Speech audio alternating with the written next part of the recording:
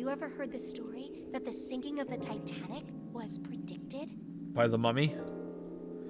Yes, I have. No, I haven't. No, I haven't. What is it?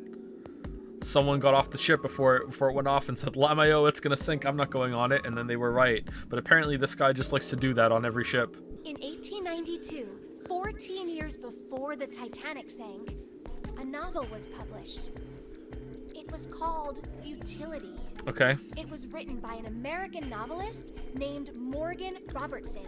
The story was about a big cruise ship colliding with an iceberg and sinking.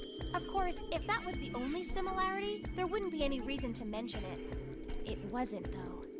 The name of the ship, its nationality, course, departure time, size, displacement, maximum speed, number of passengers and crew, the number of lifeboats. All wrong. Even the location of the accident itself, and the cause, and the location of the damage. All of these were really close, but not exact. Everything matches the Titanic almost exactly. Yeah, almost. That's the key word here.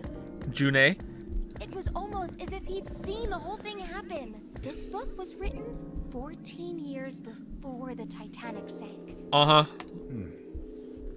But that's not all. It wasn't just futility that predicted the sinking of the Titanic. It was also the sequel book. There were two other similar stories written by a man named William Thomas Stead.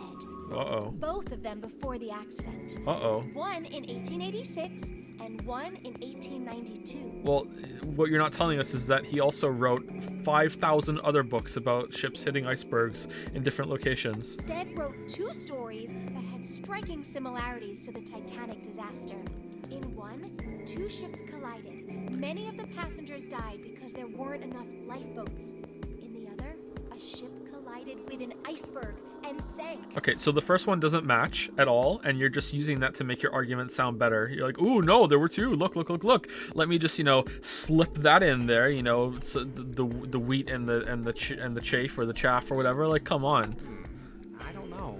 I mean, I'll give you that it seems a little weird, but I'm pretty sure it wasn't too uncommon for ships to hit icebergs back in the day, or even other ships. Oh yeah, happened all the time. Right, I knew you'd say that, but what if Stead had some sort of special powers? To be more specific, what if he had the ability to do automatic writing? I knew you would say that, and you may have a point, but what if instead I'm right and you're wrong, shitface? That's what she just did. But what if?